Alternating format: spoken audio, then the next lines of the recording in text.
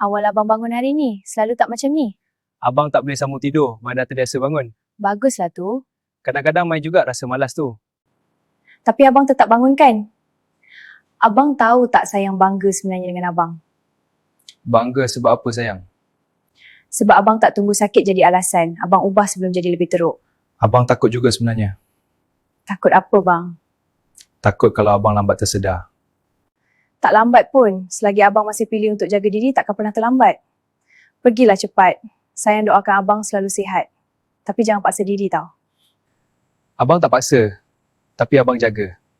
Dan abang kena ingat yang abang tak buat sorang-sorang.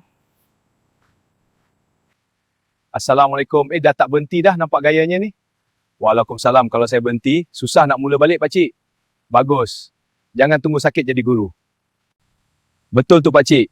Dulu saya tunggu. Habis tu sekarang ni macam mana? Sekarang ni saya belajar dari kesilapan dulu. Baguslah kalau macam tu. Hafiz, klien nak revision tu malam ni. Saya perlukan awak untuk stay. Boleh saya tanya, benda ni urgent sebab deadline atau sebab kita lambat start? Deadline esok pagi, Hafiz. Saya boleh siapkan. Tapi kalau saya buat malam ni, saya buat laju. Bukan buat betul. Tapi kita tetap ada pilihan. Siapa cakap tak ada? Saya masuk awal. Saya siapkan sebelum 8.30 pagi, klien tetap dapat. Cuma saya tak nak stay malam ni. Awak dah tak committed macam dulu. Dulu saya ingat committed maksudnya sentiasa ada.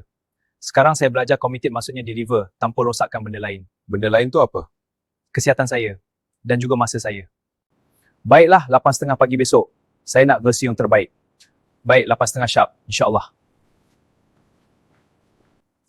Ayah tak kerja malam ni? Tak. Kenapa? Sebab ayah nak duduk sini. Bos ayah marah tak? Mungkinlah kot, tapi ayah lagi takut kalau kamu rasa ayah tak ada. Kalau ayah sihat, ayah boleh main bola lama sikit kan? InsyaAllah.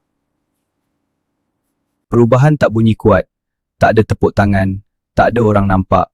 Tapi setiap kali aku pilih untuk tak rosakkan diri, aku sebenarnya pilih mereka.